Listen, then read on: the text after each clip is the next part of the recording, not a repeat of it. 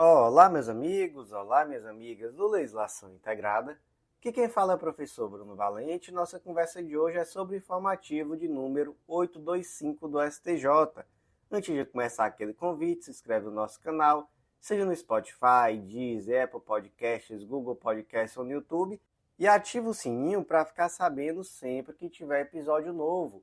Nos segue também no Instagram, @legislação_integrada, onde todo dia tem conteúdo. E não deixa de curtir esse episódio, compartilhar naquela sua rede social favorita, com aquele amigo que tem interesse nesse tipo de conteúdo, e de nos avaliar no Spotify. Deixa aquelas 5 estrelas que ajuda demais a levar esse projeto a mais lugares. Sem mais delongas, vamos para o primeiro julgado de hoje. E hoje o papo já começa aqui muito sério, porque já começamos com uma nova súmula do STJ.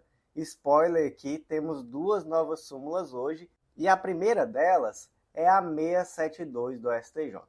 A alteração da capitulação legal da conduta do servidor, por si só, não enseja a nulidade do processo administrativo disciplinar. Gente, imagina uma situação concreta assim. O João da Silva, ele é um policial rodoviário federal, e aí durante uma auditoria interna foi descoberto que o José, ele, de forma indevida, autorizou comutação de pena em processo administrativo e disciplinar de seus subordinados. Então, o que ele fez na prática? Ele acabou usurpando uma competência que é exclusiva do ministro da Justiça. E, além disso, ele deixou de enviar cópias dessas sindicâncias e processos administrativos que tinham indícios de prática de ilícito penal para o Ministério Público Federal. Então, realmente, ele praticou aí condutas bem graves, não é? E aí, por conta disso, foi instaurado um PAD, um processo administrativo disciplinar, e na portaria do PAD constava a descrição desses atos que seriam investigados e também a tipificação das condutas. Então, estava lá artigo 117, inciso 6º, e 132, inciso 4 da Lei 8.112, e artigo 11, inciso 2 da Lei 8.429.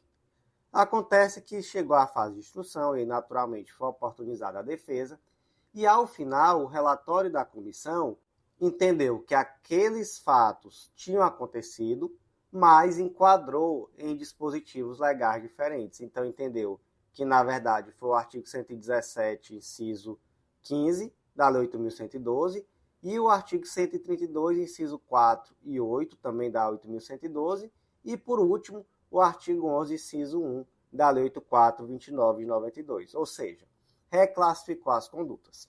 Pergunta-se, o direito de defesa do servidor foi violentado? Não, não foi. Por quê? Porque o servidor público ele se defende aqui no PAD dos fatos e não da capitulação jurídica. Então, não foram imputadas novas infrações, apenas se entendeu que aqueles fatos que se estava afirmando desde o começo se enquadravam ali em capitulações jurídicas diferentes. Então, nenhum problema. Portanto, como ficou a súmula, a alteração da capitulação legal da conduta do servidor, por si só, não enseja a nulidade do processo administrativo disciplinar. Seguindo em frente, temos mais uma súmula 673 do STJ. A comprovação da regular notificação do executado para o pagamento da dívida de anuidade de conselho de classe ou, em caso de recurso, o esgotamento das instâncias administrativas são requisitos indispensáveis à constituição e execução do crédito. Então vamos lá, a súmula que trata sobre execução de anuidade de conselho de classe. E o que é um conselho de classe? Gente, são entidades responsáveis pela regulamentação, fiscalização e supervisão de determinadas profissões no Brasil. Então, por exemplo, CRM, Conselho Regional de Medicina, CRO, Conselho Regional de Odontologia, e por aí vai. São pessoas jurídicas de direito público, mais precisamente eles têm natureza jurídica de autarquia, tá bom? E aí, gente, para se financiar, esses conselhos eles cobram anuidades. E essas anuidades têm natureza tributária e são sujeitas a lançamento de ofício.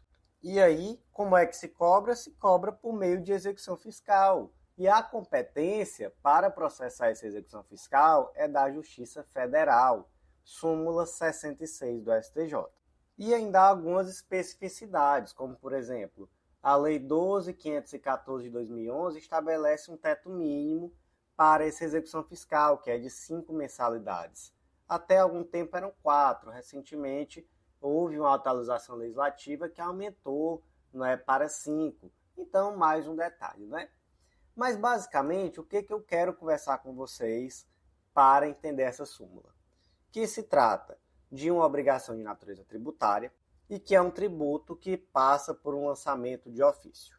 Quando é que esse lançamento tributário se aperfeiçoa? Se aperfeiçoa com a notificação do devedor. Então, veja só, enquanto o devedor não for notificado administrativamente acerca dessa dívida, não haverá constituição definitiva do tributo e, dessa forma, não vai ser possível a execução fiscal. Agora, imagine outra situação. Imagine que o devedor até foi notificado, mas ele recorreu. E aí é possível a execução fiscal? Também não. Por quê? Porque é necessário o esgotamento das instâncias administrativas. Então, enquanto houver recurso pendente, não é possível realizar também essa execução fiscal. Então, esses dois pontos foram tratados na súmula e merecem muita atenção. Como é que ficou, então, a nova súmula? A comprovação da regular notificação do executado para o pagamento da dívida de anuidade de conselho de classe ou, em caso de recurso, o esgotamento das instâncias administrativas são requisitos indispensáveis à constituição e execução do crédito. Passamos agora para uma tese repetitiva, é o tema 1226 do STJ. Essa tese foi inserida na Lei das Sociedades Anônimas e ela ficou da seguinte forma. A. No regime do Stock Option Plan, porque revestido de natureza mercantil, não incide imposto de renda pessoa física quando da efetiva aquisição de ações junto à companhia outorgante da opção de compra, dada a inexistência de acréscimo patrimonial em prol do operante adquirente. B.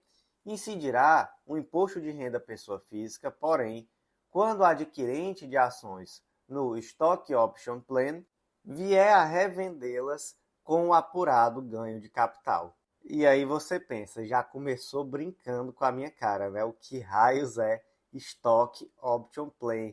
Professor, isso aqui é coisa de rico, eu não entendo nada sobre o que é, nada desse negócio aí, ações, imposto de renda, isso aí não é para minha classe social, não. Calma. Isso aqui é mais simples do que parece quando você está lendo essa tese. Em primeiro lugar, o que raios é esse Stock Option Plan? Gente, isso aqui é o que está previsto no artigo 168, parágrafo 3º. Só que, infelizmente, temos essa mania besta de dar nome estrangeiro para as coisas. O que diz o artigo 168, parágrafo 3º da Lei das Sociedades Anônimas?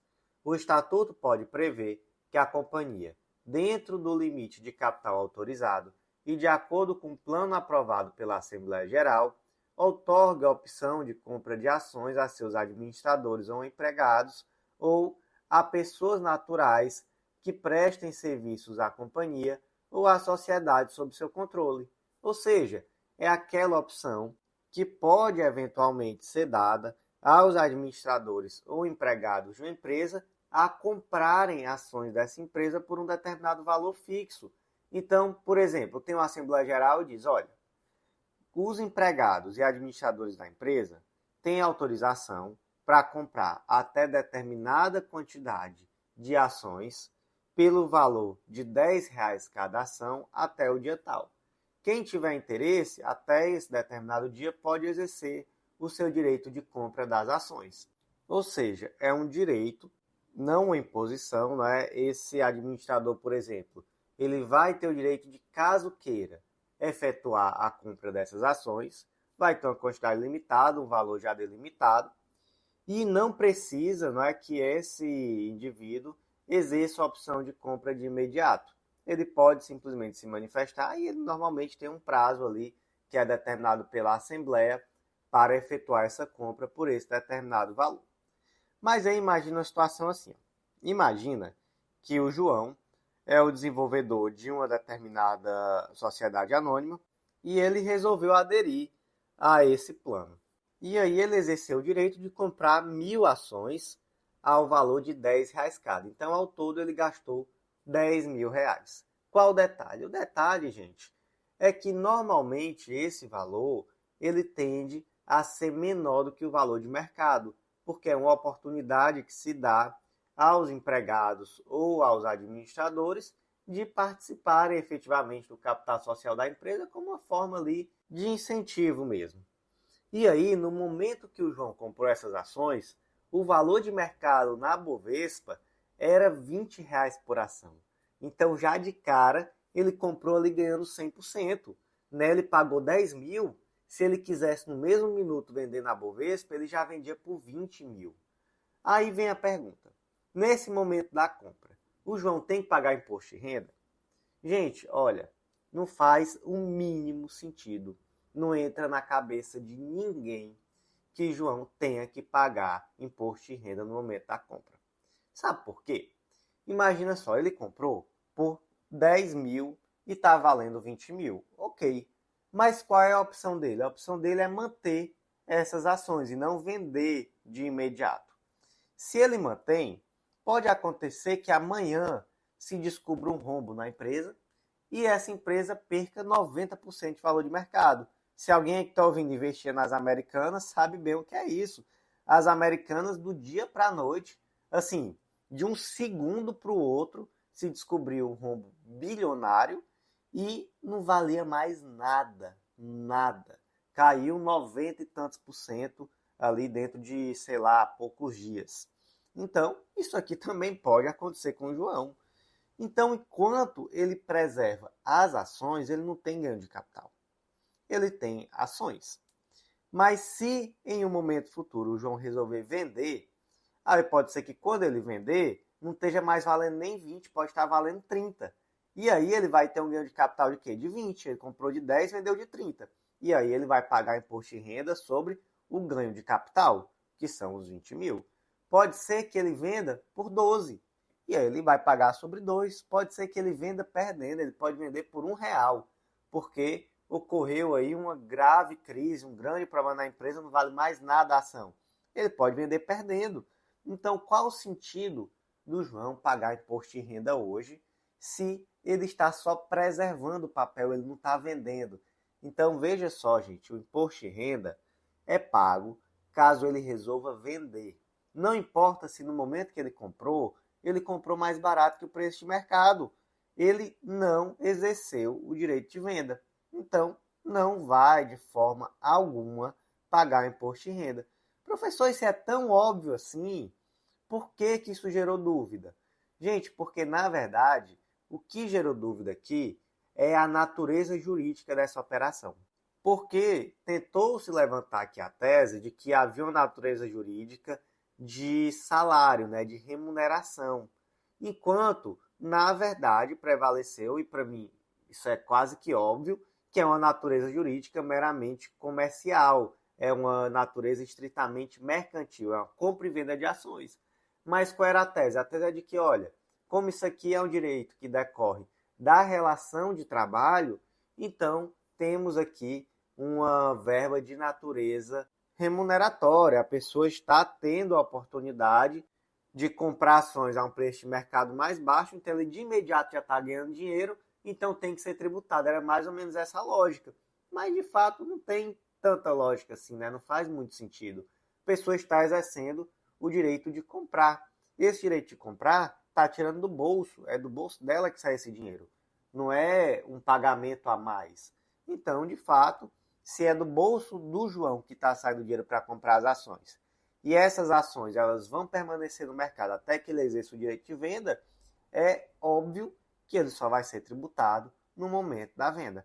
Então, é tão óbvio, né, que agora temos uma tese repetitiva, e eu acho que ficou claro que não é tão difícil assim quanto parecia, né, porque realmente eu mesmo quando li achei que estava lendo algo em grego, mas não. Olha só, tese A, no regime do Stock Option Plan, porque revestido de natureza mercantil, não incide o imposto de renda pessoa física quando da efetiva aquisição das ações, junto à companhia outorgante da opção de compra, dada a inexistência de acréscimo patrimonial em prol do optante adquirente. B. Incidirá o imposto de renda pessoa física, porém, quando o adquirente de ações vier a revendê-las com apurado ganho de capital. Próximo julgado de hoje, inserido na Lei 8.213 de 91, Lei dos Planos de Benefícios da Previdência Social, mais uma tese repetitiva, é o tema 1188 do STJ. A sentença trabalhista homologatória de acordo, assim como a anotação na CTPS e demais documentos dela decorrentes, somente será considerado início de prova material válida, conforme o disposto no artigo 55, parágrafo 3º da Lei 8.213 de 91, quando houver nos autos elementos probatórios contemporâneos aos fatos alegados e que sejam aptos a demonstrar o tempo de serviço no período que se pretende reconhecer na ação previdenciária, exceto na hipótese de caso fortuito ou força maior. Gente, o que é essa regra aqui do artigo 55, parágrafo 3º? A comprovação do tempo de serviço para os fins dessa lei, inclusive mediante justificativa administrativa ou judicial, observado o disposto no artigo 108, só produzirá efeito quando for baseada em início de prova material contemporânea dos fatos, não admitida a prova exclusivamente testemunhal, exceto na ocorrência de motivo de força maior, o caso fortuito, na forma prevista no regulamento. Qual é o ponto por que existe esse dispositivo? Esse dispositivo serve para tentar evitar fraudes, porque é muito comum que se tente fraudar a Previdência Social, tentando averbar tempos de serviço que, na verdade, não existiam. Isso é muito comum, por exemplo, quando nós falamos naqueles benefícios rurais, não é? Então, a aposentadoria rural, por exemplo, é muito comum essa tentativa de fraude. Até por isso é que os juízes eles são ensinados a tentar extrair informações para saber se aquela pessoa realmente tem noção de como é que funciona a plantação, né? Então, se a pessoa chega dizendo que planta arroz, aí muitas vezes o juiz vai perguntar aí como é que funciona, quanto tempo demora, qual é a variedade que você planta, de que foi, enfim, busca ali detalhes muito minuciosos. E aí a própria lei traz essa situação aqui, não é? Que é necessário sempre o início de prova material. Não basta aquela prova meramente testemunhal. Até porque aqui, né, nós não estamos falando, só para que você não confunda, não estamos falando só desses benefícios rurais, não. Estamos falando de qualquer tipo de averbação de tempo de serviço para conseguir a aposentadoria. Então tem que ter o início de prova material. E aí qual é uma fraude que seria muito simples? Propor uma ação trabalhista, homologar um acordo reconhecendo o tempo de trabalho e aí simplesmente utilizar isso como um início de prova material de que essa pessoa efetivamente trabalhou durante um determinado período. Muito fácil, né? Qualquer pessoa conseguiria fazer isso. E aí, em tese, esse acordo serviria como esse início de prova material. Mas aí pergunta-se, vale como início de prova material? Gente, não vale.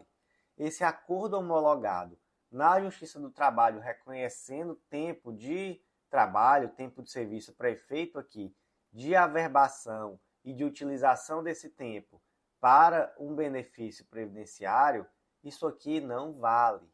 Para valer, tem que ter tido ali uma instrução mínima que demonstre que, de fato, esse período de trabalho existiu. Então, de fato, é necessário que haja ali uma mínima instrução processual para demonstrar que, de fato, esse tempo de serviço existiu, tá? Então, como é que ficou a tese repetitiva? Tema 1188. A sentença trabalhista homologatória de acordo, assim como a anotação na CTPS e demais documentos dela decorrentes, somente será considerada início de prova material válida, conforme disposto no artigo 55, parágrafo 3º da Lei 8.213 de 91, quando houver nos autos elementos probatórios contemporâneos aos fatos alegados e que sejam aptos a demonstrar o tempo de serviço no período que se pretende reconhecer na ação previdenciária, exceto na hipótese de caso fortuito ou força maior. Próximo julgado, mais uma tese repetitiva, tema 1240, foi inserido no Código Tributário Nacional destaque da seguinte forma: o ISS compõe a base de cálculo do Imposto de Renda à Pessoa Jurídica e da Contribuição Social sobre o Lucro Líquido, quando apurados pela sistemática do lucro presumido. Vamos lá, né? Vamos entender. Dá para entender, tá? Não é nada assim de outro mundo também não. Vamos destrinchar isso aqui. Primeira coisa que é entender o que é tributação por lucro real e o que é tributação por lucro presumido. Basicamente, quando nós temos uma tributação por lucro real, nós vamos apurar todas as despesas e receitas, tudo isso é contabilizado e aí se chega ao resultado final, que é o lucro. E aí, gente, se chega ao resultado final e o lucro vai ser a base de cálculo do imposto de renda à pessoa jurídica e da contribuição social sobre o lucro líquido. Não é isso? É isso. E aí, o que acontece nesse caso? Imagina, por exemplo, que a empresa tem que pagar ICMS, ou então que a empresa tem que pagar ISS. Quando você paga algo, você concorda que seu lucro diminui? Sim, é despesa. Então, se você é tributado pelo lucro real, sempre que você tiver que pagar alguma coisa, não importa o que você esteja pagando. Eu posso estar pagando por um determinado insumo, eu posso estar pagando um determinado imposto, tudo isso vai interferir no valor final do meu lucro. Então, tudo isso vai importar em uma modificação do imposto que eu vou pagar. Se eu pago mais imposto, eu tenho menos lucro. Então, eu tenho como deduzir esse imposto que eu paguei da minha base de cálculo e assim eu vou pagar menos imposto de renda. Faz sentido? Faz, né? Ó, paguei mais imposto sobre um determinado produto. Eu paguei ISS. Se eu paguei o ISS, meu lucro diminuiu. Então, eu pago menos imposto de renda. Faz sentido, não faz? Ok. Agora imagina se eu utilizo uma base de cálculo que é o lucro presumido. Aí, gente, primeiro ponto, por que alguém utiliza a base de cálculo como lucro presumido? Porque é mais simples. Então, você não precisa ter uma contabilidade tão complexa como na base de cálculo do lucro real. Então, é uma forma de simplificar, né? Só que como é que funciona a base de cálculo do lucro presumido? De acordo com seu faturamento, a lei já vai te dizer qual é o lucro que se presume que você tem faturando esse valor. Então, é uma forma simplificada, não é? Você, por exemplo, faturei 1 milhão. A lei já presume que se você faturou 1 milhão, dentro daquela determinada atividade que você exerce, você provavelmente vai ter lucrado 200 mil reais. Então, a tua base de cálculo vai ser 200 mil reais, você paga o teu imposto de renda em cima desses 200 mil. Aí eu vou te perguntar, se a tua base de cálculo não é o lucro, mas é o faturamento, pagar o imposto vai mudar o teu faturamento? Não. Eu faturei 1 milhão. Ah, mas eu paguei 100 mil de ISS. Ou então eu paguei 100 mil de ICMS. Isso muda meu faturamento? Gente, isso não muda o faturamento, isso muda o lucro. Eu vou lucrar menos, mas meu faturamento é o mesmo. Então, se na tributação por lucro presumido a base de cálculo é o faturamento e não o lucro, então nesse caso eu não vou ter como abater despesas. E dentre essas despesas eu não tenho como abater pagamento de imposto. Então, se eu paguei ISS, se eu paguei ICMS, isso vai ser irrelevante para efeitos de avaliação da base de cálculo do meu imposto de renda pessoa jurídica e da minha contribuição social sobre o lucro líquido. Deu para entender? Acredito que sim, né? Se a minha tributação é com base no lucro real, então nesse caso, se eu pago mais imposto, eu estou lucrando menos. Então se eu paguei ISS ou se eu paguei ICMS, eu estou lucrando menos. Então, se eu estou lucrando menos, a base de cálculo do meu IRPJ e da minha CSLL reduz. Beleza. Mas se minha base de cálculo não é o lucro, mas sim o faturamento, então é a tributação por lucro presumido, então não importa o que eu estou gastando, o que importa é o que eu estou faturando. Então, pagar ISS ou pagar ICMS, não importa em nenhum tipo de dedução da base de cálculo do meu imposto de renda, pessoa jurídica ou CSLL. Ok? Ok, então como é que ficou? O tema 1240, o ISS compõe a base de cálculo do IRPJ e da CSLL quando apurados pela sistemática do lucro presumido. Vou pular direto para os julgados da segunda sessão, porque esse informativo de hoje está bem grande e eu vou dividir, eu vou gravar um específico só para direito penal, tá? Então, passando agora para os julgados da segunda sessão, primeiro foi inserido na Lei 11.101 de 2005, Lei de Falência, destaque da seguinte forma: ultrapassado o período de blindagem e inexistindo decisão do juízo recuperacional determinando a prorrogação ou a subsistência de seus efeitos, a execução do crédito trabalhista concursal pode prosseguir normalmente perante o juízo trabalhista. Estamos aqui conversando sobre esse tal do período de blindagem, que é o quê? Aquele período em que as execuções propostas contra uma empresa em recuperação judicial ficam suspensas. E fica suspensa a execução, mas também o prazo prescricional, tá? E aí, para que isso funciona? Isso funciona para dar um certo fôlego para a empresa. A empresa ela vai ter aí esse período, que de início é de 180 dias, para readministrar a sua dívida, né? Verificar como é que está toda a situação, elaborar um plano de recuperação judicial e buscar a aprovação. Então é pouco tempo, né? É pouco tempo. 180 dias para tentar aprovar o plano de recuperação, de fato, não é tanto tempo assim. E é por isso que ocorria muito na prática a situação desse período acabar sendo prorrogado pelo Poder Judiciário. Atento a isso, a Lei 14.112 de 2020 já trouxe, né, algumas pequenas modificações. Então, disse, olha, esse período ele inicialmente dura 180 dias, mas ele pode ser prorrogado de forma justificada por até mais 180, então pode totalizar até 360 dias. Mas se mesmo assim nesse período não conseguir aprovar o plano de recuperação judicial, ainda existe aqui uma possibilidade dos credores apresentarem um plano alternativo no prazo de 30 dias. E aí, essas proibições podem ser ainda estendidas por mais 180 dias. Então, esse é um prazo que ele é contado a partir do fim do prazo adicional ou da realização da Assembleia de Credores que discutiu o plano original, que ocorrer por último, entendeu? Então, basicamente, temos 180 dias, pode ser prorrogado por mais 180, e aí, nesse último momento, vai ficar meio que a escolha dos credores se vai haver ou não uma nova prorrogação de mais 180. Quando que vai prorrogar de novo? Se houver aí um interesse, não é, desses credores de apresentarem um plano alternativo, tá bom? Tá bom. Imagina, então, a situação em que nós tivemos uma empresa, né, aqui eu chamei Inovações Tecnológicas Limitada, ela pediu recuperação judicial, foi deferido, 180 dias, prorrogado por mais 180.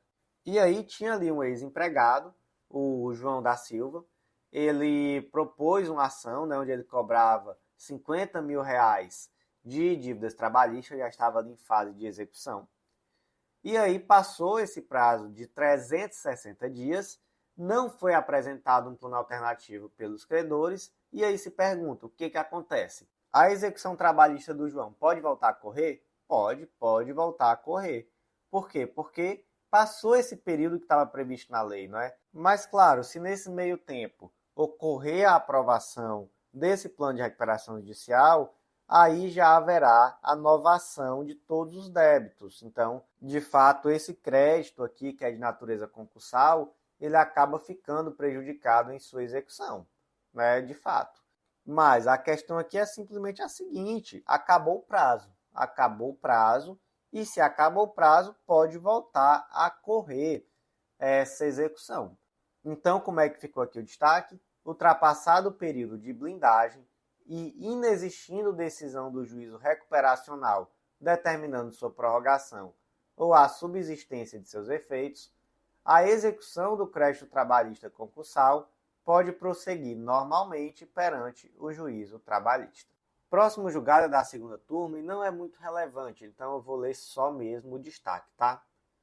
A complementação de aposentadoria devida aos aposentados da extinta RFFSA, mesmo que ao tempo da inatividade estivessem vinculados à CTBU, que era uma empresa subsidiária, terá como referência os valores previstos nos planos de cargos e salários para os empregadores daquela empresa controladora, sucedida pela Valec S.A., e não nos valores previstos para os empregados da própria empresa subsidiária, CTBU.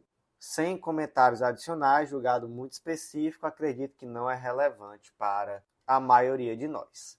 Próximo julgado de hoje, inserido no Código de Processo Civil, destaque da seguinte forma: é admitida a adoção de medidas executivas atípicas, como o uso da ferramenta denominada Serasa-Jude, que inclui o nome das partes executadas nos cadastros de inadimplência, bem como o lançamento de indisponibilidade junto à CENIB, desde que observados os princípios da proporcionalidade e razoabilidade no caso concreto. Então nós temos aqui duas ferramentas, muito interessantes que estão à disposição do Poder Judiciário. O primeiro é o Serasa-Jude, que facilita a tramitação de ofícios entre o Poder Judiciário e a Serasa Experian. Nós sabemos que uma das novidades do CPC de 2015 foi trazer de forma expressa a possibilidade de incluir aquele devedor de execução que corre perante o judiciário em cadastro de inadimplentes. Isso está específico hoje, previsto no CPC de 2015.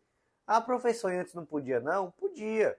No CPC de 73 até já podia, mas não tinha essa previsão expressa. Então decorria de uma construção jurisprudencial. Hoje nós temos isso de forma expressa. E foi por isso que foi criado o Serasa-Jude. É um termo de cooperação técnica, que foi firmado entre o CNJ e o Serasa, e aí é utilizado basicamente com essas situações, então inclusão em baixa de anotação, revogação de ordem e etc.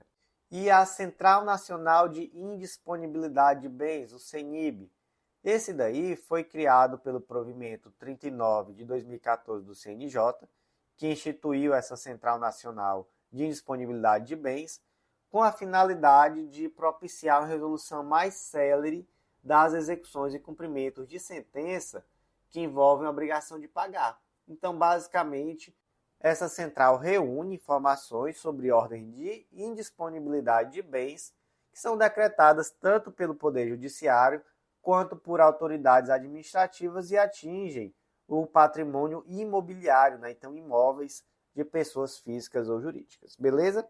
Beleza. Então, veja só, para que serve o Serasa-Jude propriamente? Para determinar a inscrição ou baixa da inscrição de devedores em cadastro de inadimplentes. Para que serve a CENIB? Para determinar a disponibilidade ou indisponibilidade de bens. Então, por meio da CENIB, determina que tal bem está indisponível. E então, posteriormente, retira a indisponibilidade. Aí, mais uma vez, é possível dar baixa nessa indisponibilidade, ok? Ok. Mas, e se um exequente eventualmente quiser utilizar o Serasa-Jude ou a CENIB como uma medida executiva atípica? Então, por exemplo, imagina que esse devedor não preenche ali os requisitos do 782, parágrafo 3º do CPC para ter seu nome incluso em cadastro de inadimplentes. Mas mesmo assim, eu entendo que naquele caso concreto, a sua inscrição no cadastro de inadimplentes pode ser uma medida coercitiva para que ele me pague. Eu posso requerer? Gente, pode. Pode, com base em que? No poder geral de cautela, desde que eu demonstre que não se trata ali de uma medida que seja desproporcional. Da mesma forma, a questão da CENIB, eu posso utilizar a Central Nacional de Indisponibilidade de Bens para descobrir se essa pessoa efetivamente tem bens que podem ser expropriados, ou mesmo para declarar a indisponibilidade de um determinado bem, para que o devedor não se desfaça desse bem e, dessa forma, o credor possa ter a sua execução contemplada em algum determinado momento? Posso. Mas, gente, não são medidas executivas típicas, não estão previstas na lei para ser utilizadas dessa forma. Mas é possível, desde que observado proporcionalidade e razoabilidade no caso concreto. Então, são ferramentas que estão à disposição do Poder Judiciário, sim. Então, como é que ficou o destaque? É admitida a adoção de medidas executivas atípicas, bem como o uso da ferramenta denominada Serasa-Jude, que inclui o nome da parte executada nos cadastros de inadimplentes, bem como o lançamento de indisponibilidade junto à CENIB, desde que observados os princípios da proporcionalidade e razoabilidade no caso concreto. Próximo julgado de hoje também não foi adicionado ao material. Eu vou ler tão somente o destaque. Por que não foi adicionado ao material? Porque trata aqui de processo físico e realmente eu acho que não faz sentido a gente estar perdendo tempo hoje com um julgado que trata de processo físico, já que penso eu que a nível de Brasil já é uma raridade e aí se eu desconheço uma realidade local, alguém pode me contar se ainda existem processos físicos tramitando por aí. Eu, graças a Deus, praticamente não tive nem contato com processo físico desde que eu me formei na faculdade. Como é o destaque? Afirmada a ilegibilidade do carimbo de protocolo, compete à parte, no momento processual subsequente, demonstrar a data do protocolo por meio de certidão de origem. Então, olha só, falando sobre carimbo de protocolo, né? Próximo julgado de hoje é da terceira turma do STJ, trata da Lei dos Direitos Autorais, Lei número 9610, e esse destaque é bem interessante. Eu gosto de destaque assim de julgado que traz junto uma fofoca. Então, como é que ficou? Viola o direito do autor o uso não autorizado de suas letras musicais em estampas de camisetas, quando ultrapassam a mera referência à sua obra. Qual foi o caso aqui, gente? Foi o caso da Reserva, aquela marca de roupa que ela estampou algumas frases de músicas do Tim Maia em camisetas, sem autorização da família do Tim Maia. Então, por exemplo, havia uma camiseta que estava escrito você e eu e você. Havia outra que estava escrito Guaraná e suco de caju e goiabada e sobremesa. Então, trechos de músicas do cantor de forma literal, sem que haja uma autorização. Qual foi a defesa? A defesa foi a de que, na verdade, não existia uma cópia literal. Não havia aqui um plágio, né? Digamos assim, havia uma mera referência e mais ainda, né? Disseram, olha isso aqui, principalmente em relação à camiseta que tinha Guaraná e suco de caju e goiabada e sobremesa, nós temos aqui algo que equivaleria a um direito de paródia. Por quê? Porque não há aqui uma cópia literal. A música dizia Guaraná, suco de caju, goiabada, sobremesa. E na camisa tinha Guaraná e suco de caju e goiabada e sobremesa. Então tinha sempre uma letra E ligando as palavras. Então isso aqui já não seria uma cópia, não é? Então é aquela coisa, imita aí, mas não faz igual. Não colou, tá? Não colou, saiu cara a brincadeira, inclusive. A Reserva foi condenada a pagar uma indenização que vai ser apurada em sede de liquidação de sentença, respeitado o limite de R$600 mil para a família do Tim Maia. Então, realmente saiu cara a brincadeira. E se você tem uma camisa dessas aí guardada, você já sabe que tem uma fofoca interessante para contar da próxima vez que estiver usando. Então, como é que ficou o destaque? Viola o direito do autor o uso não autorizado de suas letras musicais e estampas de camisetas quando ultrapassam a mera referência à sua obra. Próximo julgado de hoje, inserido no Código Civil, destaque da seguinte forma: mesmo em caso de comoriência, é cabível o direito de representação para fins de identificação dos beneficiários de seguro de vida, quando o contrato é omisso e os beneficiários são definidos pela ordem de vocação sucessória. Vamos entender.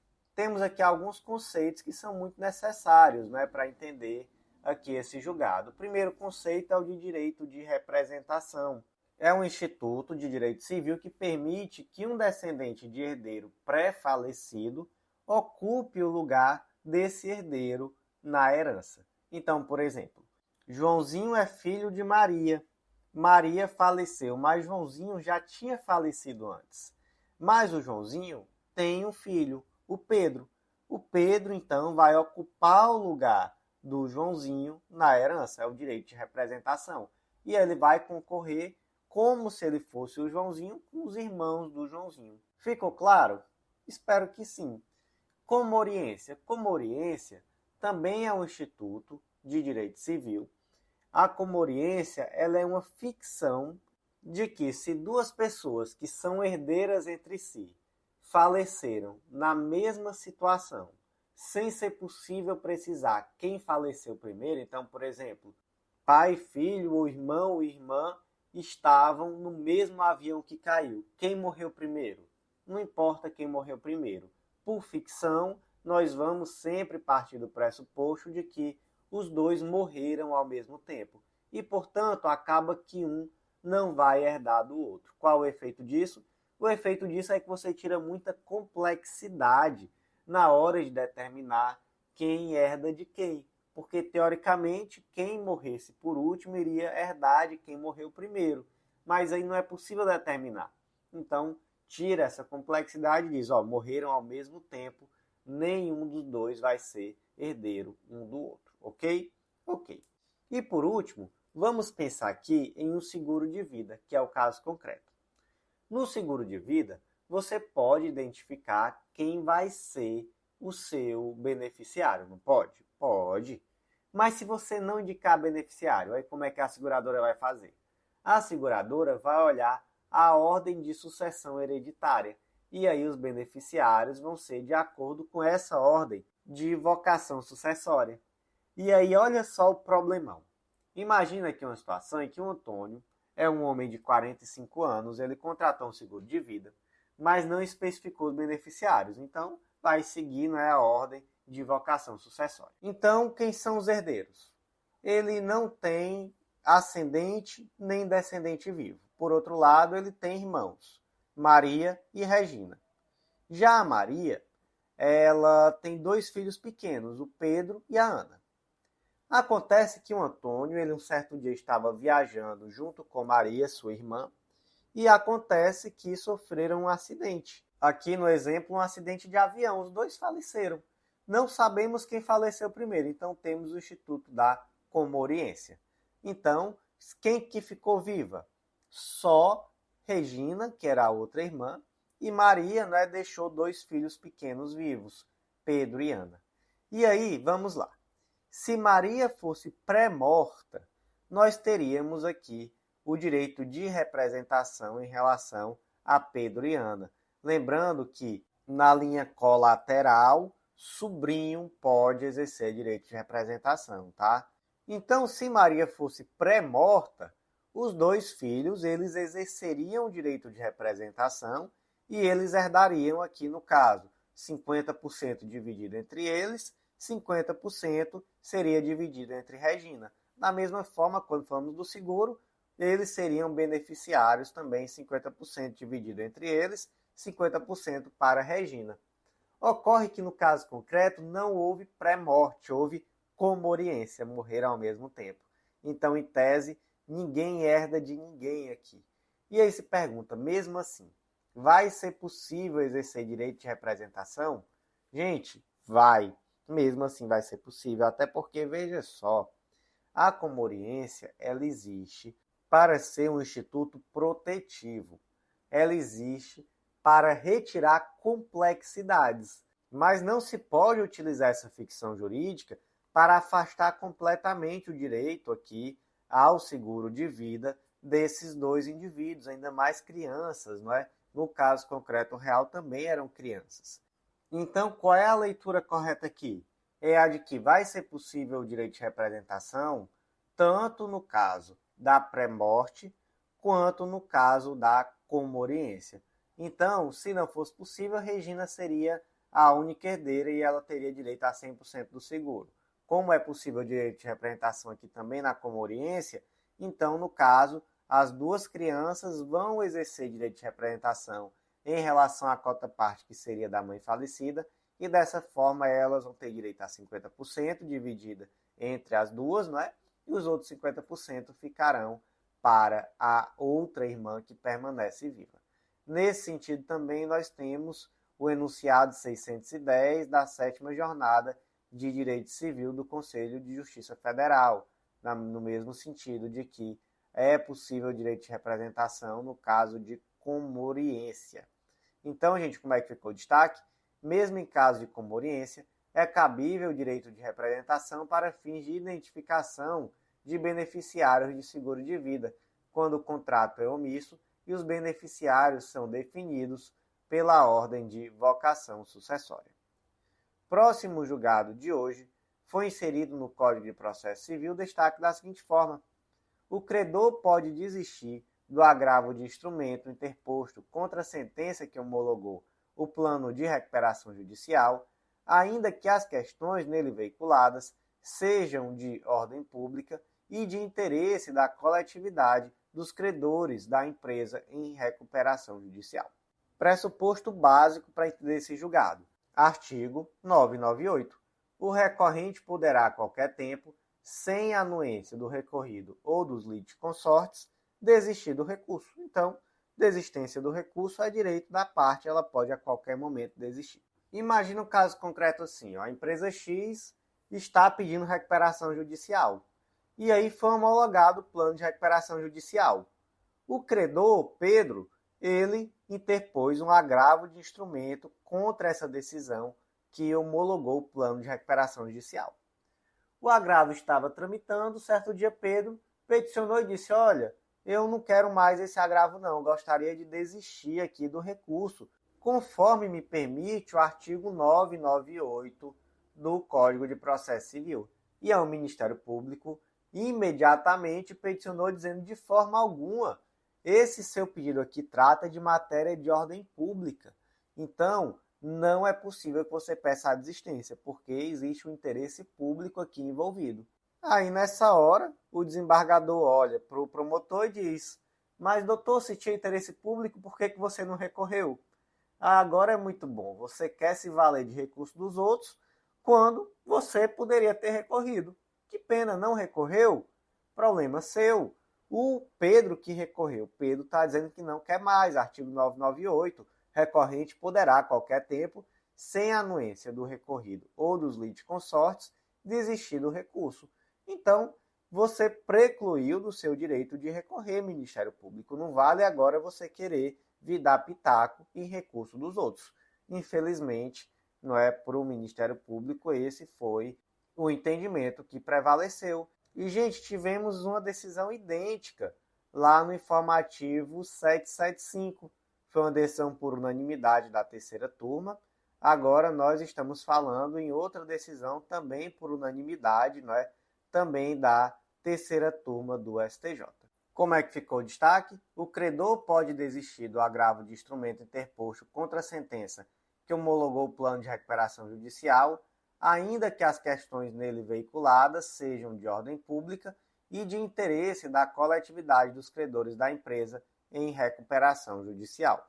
Próximo julgado foi inserido no Código de Processo Civil destaque da seguinte forma: as disposições do artigo 602 do CPC, que tratam da dissolução parcial da sociedade, se mostram compatíveis à hipótese de dissolução total da sociedade. Então, primeiro, o que é a dissolução parcial da sociedade e o que é a dissolução total da sociedade? Muito simples, a dissolução é parcial quando só um ou alguns dos sócios resolvem sair da empresa. E aí é necessário realizar a apuração dos haveres para verificar quanto é que esse indivíduo que está saindo tem direito a receber. Ora, se eu sou dono de 10% da empresa e eu resolvo sair, eu tenho direito a receber o equivalente a 10% do valor da empresa. Então tem que apurar quanto é que eu tenho direito a receber. Ok. E a dissolução total? Aí é quando resolve acabar com a empresa de fato. Então, vamos aqui acabar com a empresa e vamos ver quanto cada sócio tem direito a receber no final. Essa é a dissolução total. Gente, Por muito tempo, o direito brasileiro não trazia de forma expressa na lei a situação da dissolução parcial. Então, tanto no Código Civil de 39 quanto no de 73, só havia previsão da dissolução total. E aí, a jurisprudência teve que criar esse Instituto da Dissolução Parcial, suprindo essa lacuna. Já no CPC de 2015, nós temos de forma expressa, lá no capítulo 5, título 3, livro 1 do Código de Processo Civil. Mas veja só, historicamente, se aplicava à resolução parcial, à dissolução parcial, os dispositivos da dissolução total naquilo que era compatível, já que não existia na lei especificamente a dissolução parcial. E agora, como há uma previsão específica, mas ainda não são institutos que estão totalmente descolados. Então, ainda é possível você eventualmente aplicar um dispositivo que trata da dissolução total na dissolução parcial e vice-versa. E aqui é um bom exemplo. Um exemplo, o artigo 602, trata sobre dissolução parcial. Olha só, a sociedade poderá formular pedido de indenização compensável com o valor dos haveres a apurar. Por exemplo, imagina assim, imagina que temos uma sociedade, a empresa limitada, ela tem 3 sócios, Alice, Diego e Fernanda. Determinado dia, Alice resolveu sair da empresa, então temos aqui uma dissolução parcial. Quando se apurou, ela teria direito a receber R$200 mil. Acontece que os outros sócios perceberam nesse meio tempo que a Alice tinha realizado algumas operações não autorizadas, que no caso foram saques de valores em nome dela. Então, R$50 mil foi o prejuízo que se apurou. O que esse dispositivo diz? Diz, olha, você tem direito a receber 200 mil, mas a empresa, no momento da sua saída, pode compensar os valores que você eventualmente esteja devendo.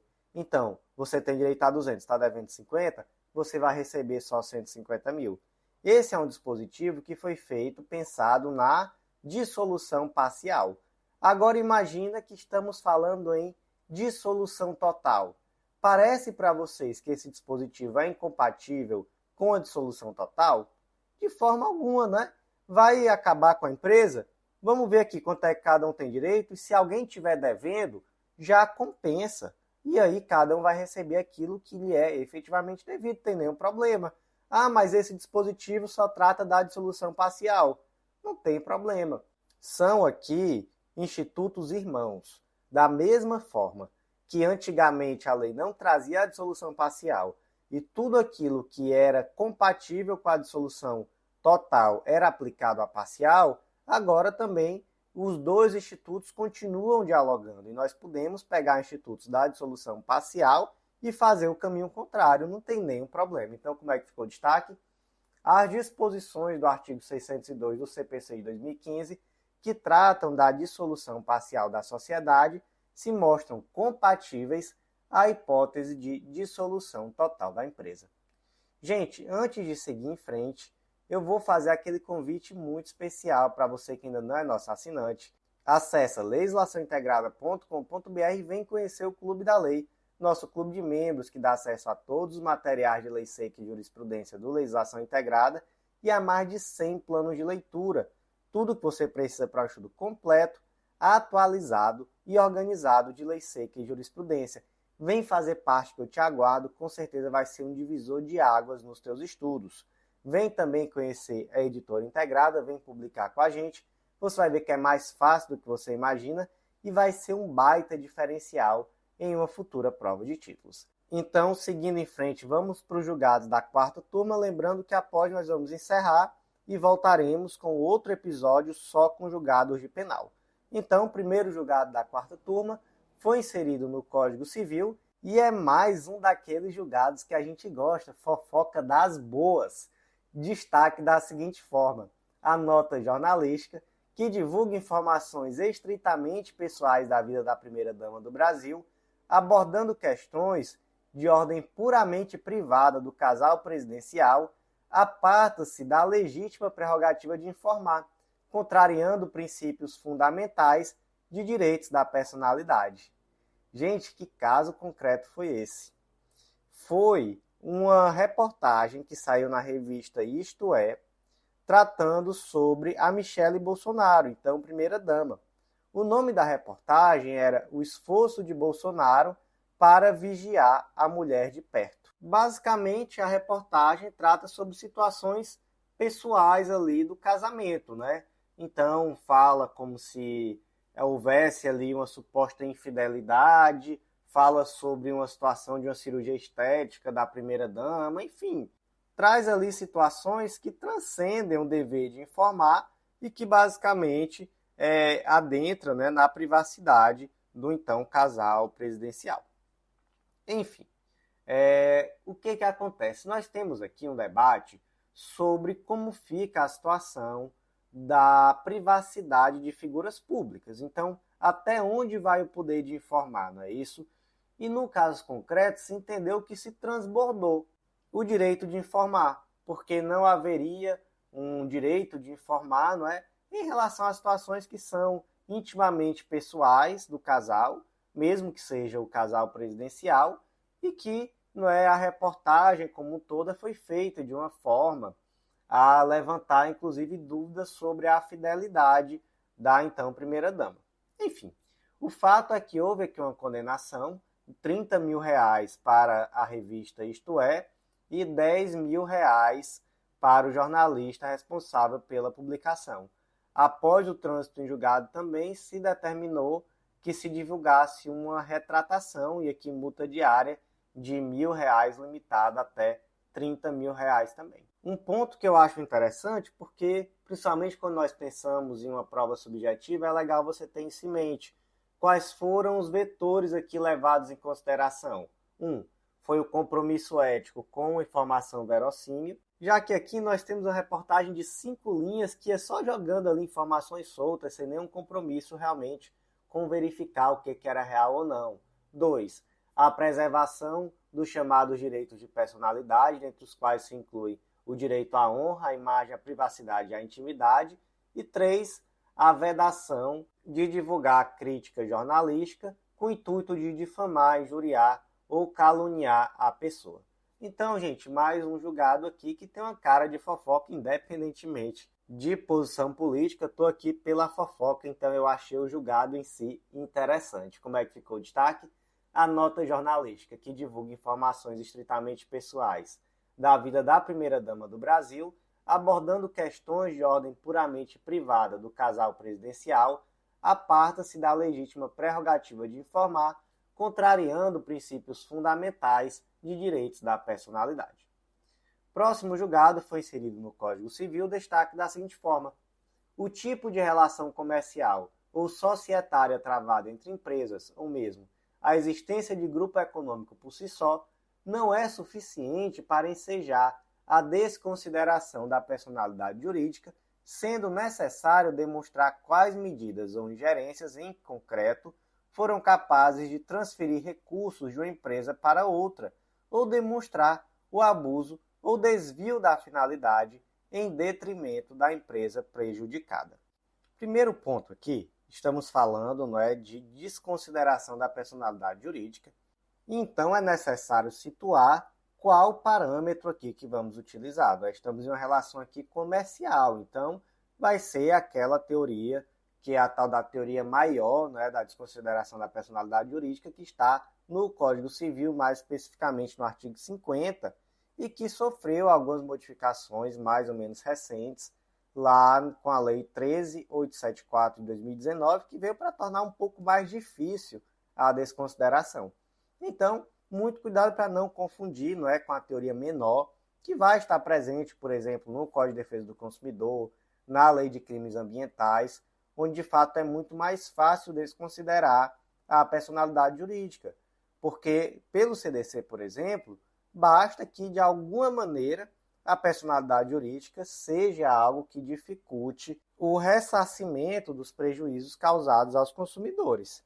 Já quando nós tratamos aqui de teoria maior, né, maior mais requisitos, nós temos no artigo 50 uma necessidade de demonstrar abuso de personalidade, que pode ser um desvio de personalidade ou uma confusão patrimonial, E também é necessário demonstrar, e aí foi um novo requisito inserido pela Lei 13.874 de 2019, que os sócios ou administradores da pessoa jurídica foram beneficiados direta ou indiretamente pelo abuso. Então, temos aqui requisitos muito mais claros, né, que precisam ser atendidos para a desconsideração.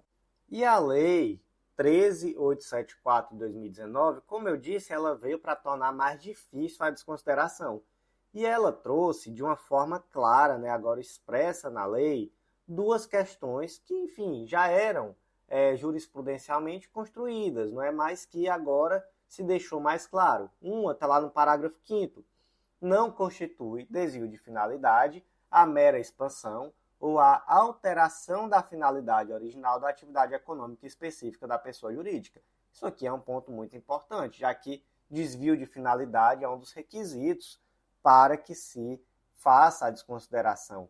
Mas a lei nos fala de forma específica que alterar a finalidade original da empresa não é um desvio de finalidade. Ok, uma expansão, alteração da finalidade não é desvio.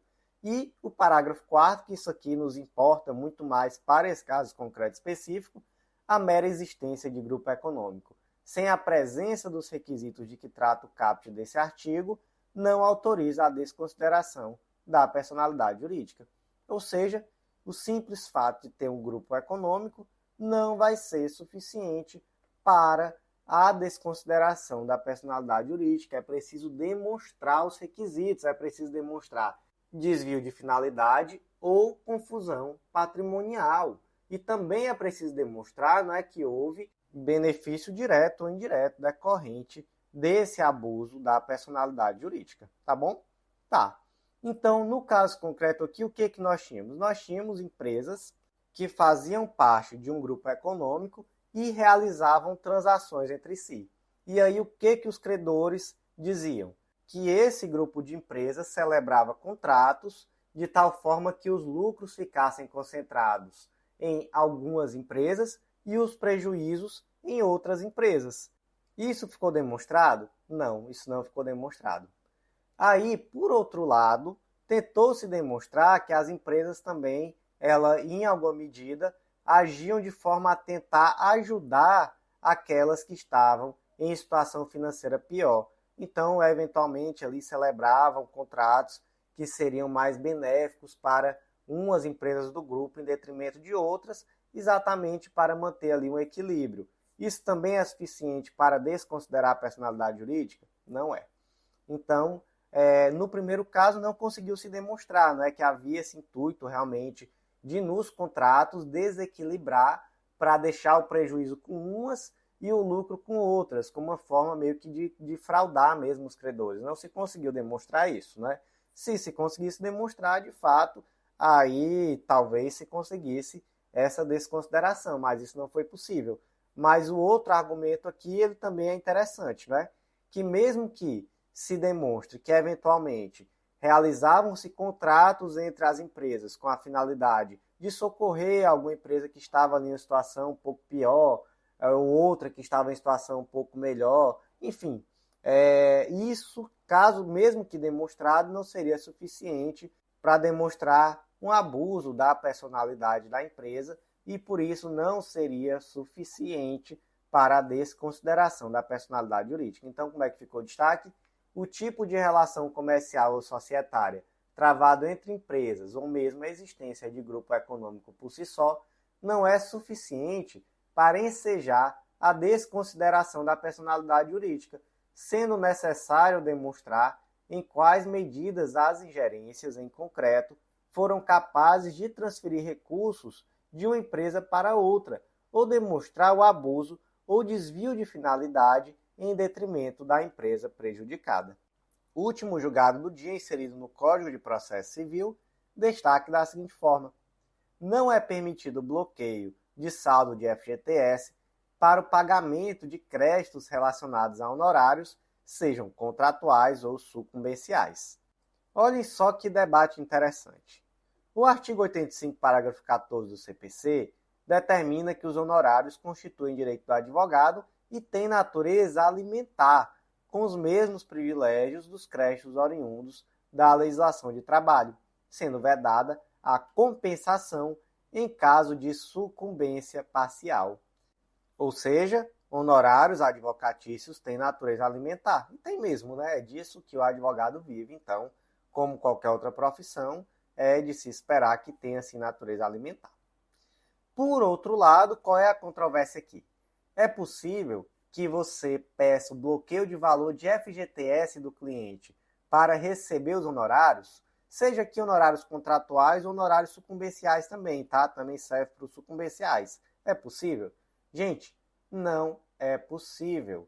Qual foi o paralelo que tentou se traçar aqui?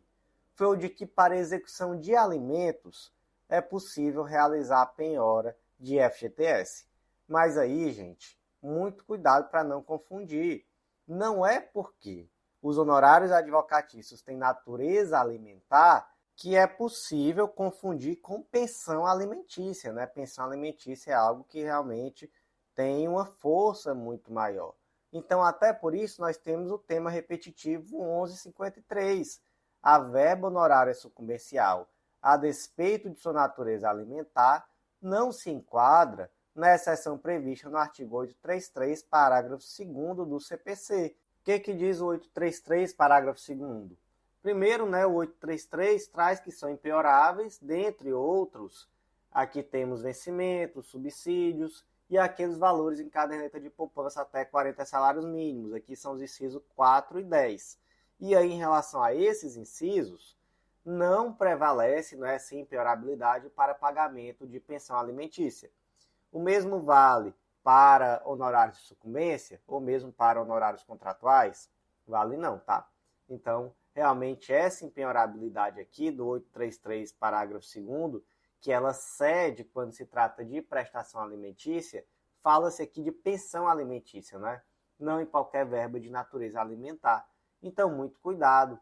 Da mesma forma, é possível penhorar FGTS para pagar pensão alimentícia, mas não é possível penhorar FGTS para pagar honorários de sucumbência, mesmo que sejam, tanto faz, né, melhor dizendo, contratuais ou sucumbenciais.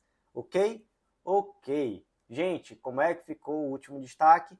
Não é possível o bloqueio do saldo do FGTS para o pagamento de créditos relacionados a honorários, sejam contratuais ou sucumbenciais.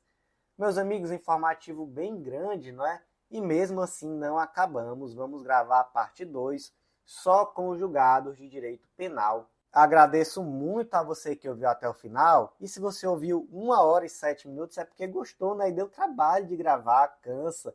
Então ajuda a gente deixando aquele like, avaliando a gente com 5 estrelas no Spotify, compartilhando nas redes sociais que está nos ouvindo, naquele grupo de WhatsApp cheio de concurseiros, cheio de gente do direito. Ajuda a gente, faz com que esse projeto chegue a mais lugares. Eu realmente te agradeço muito se você puder me ajudar nisso. Então, por hoje foi isso. Agradeço muito a você que ouviu até o final e até a próxima.